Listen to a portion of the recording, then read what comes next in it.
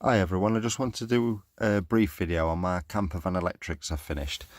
I'll start from the bottom here at the bladed fuse point. That's a positive and negative cable coming in that's rated up to 100 amp. My supply cable goes up, in, connects to this point. This has got 2 times 100 amp connector block strips. So my supply cable connects into one side, back out, through the bladed fuse, connects in again to this supply and up to the bladed fuse point. The reason that I've got a bladed fuse point here is you should always blade fuse your live down. This cable is rated up to 100 amps. My bladed fuse has been taken down to 80.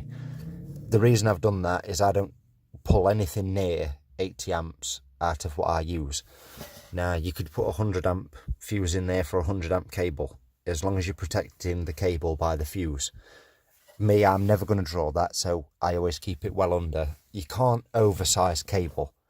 If you put a fuse in and it's under what the cable's rated, fine, no problem at all. You could put a 20 amp blade fuse in there, that's still fine for a 100 amp cable. It can't ever take more than what goes through the fuse.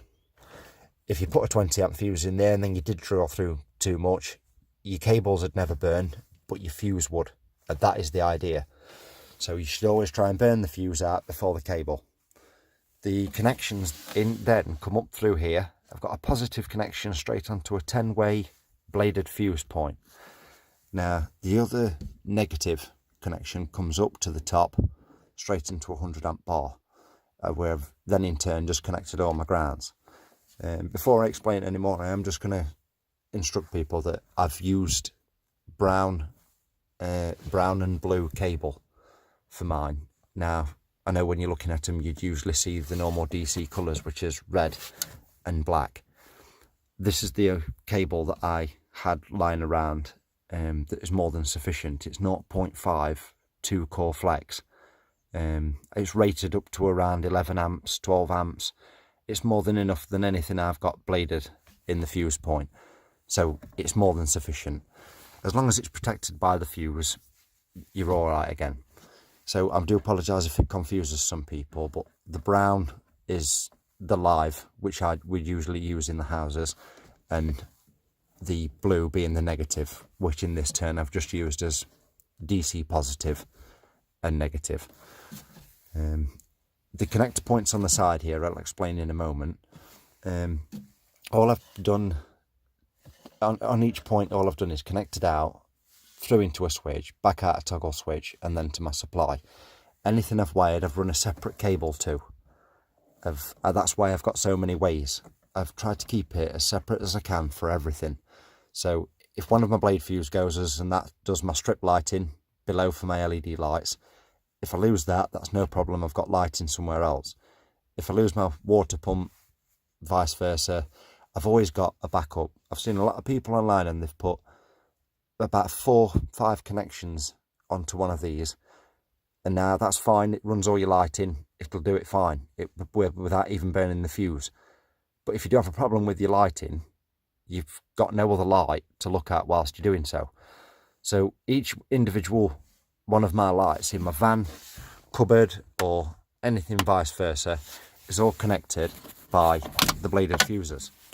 If I lose one of my bladed fuses, which, for example, I'll pull this top one, that takes my cupboard light. So I've lost my cupboard light, everything else is still working.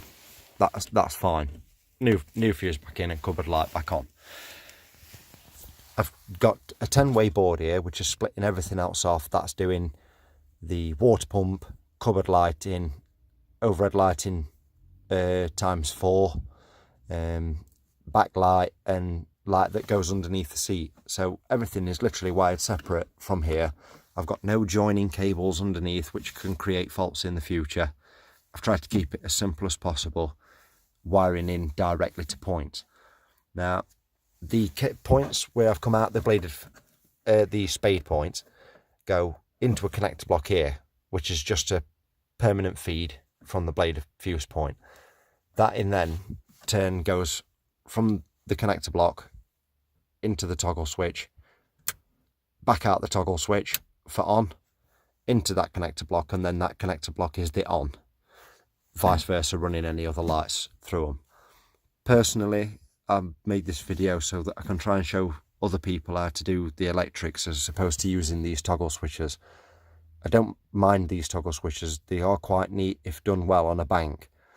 But I've had 2 out of the whole time I've been using the van blow, and one of the LED lights on the front of the switch when operated just went out completely.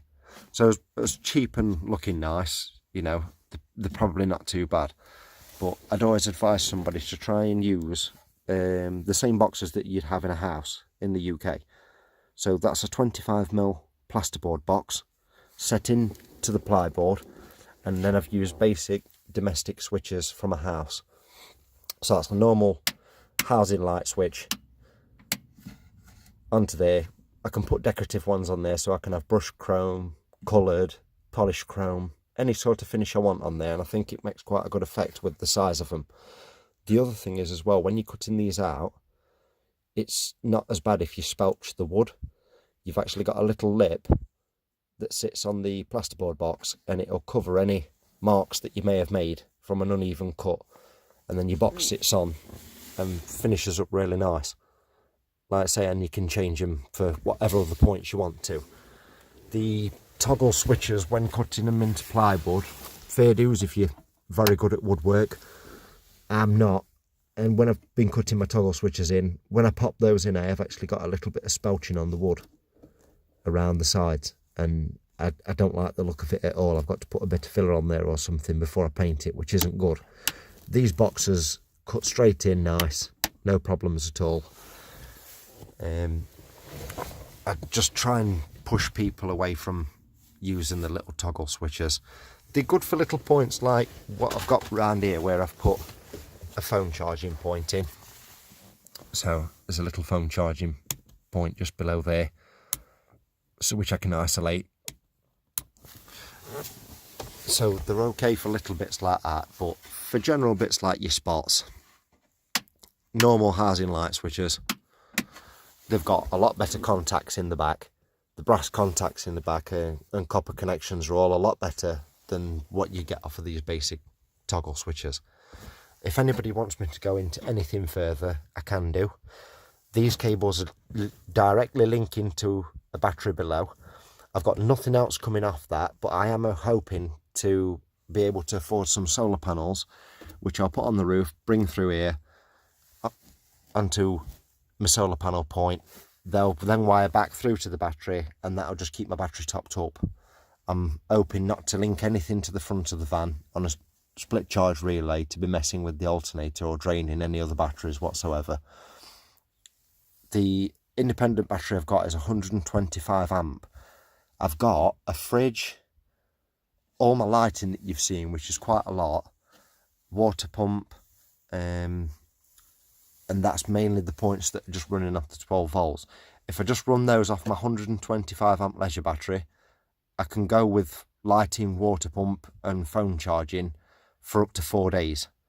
If I start switching my fridge, then 2 days with about 6 hours on each day with the fridge. You can sometimes run it a little bit longer depending on what other bits you've had on at the time and what you've been drawing. I have got a 1500 watt inverter, which I'll go through on another video, and my 230 volt supply. The cables that I've done are all linked in below from my sockets. They're all going right down, ready for the inverter. If anybody wants to know any other points on connections or the bladed fuse points or how I've done any of this, I apologise on these bits if you're looking at them and you can't find them, because I've actually just recycled these out of a old consumer unit from a house. So there was just a mains consumer unit, but because the connections are rated to 100 amp, they're more than sufficient than what you can buy, you know, at your local hardware store and cost you a fortune.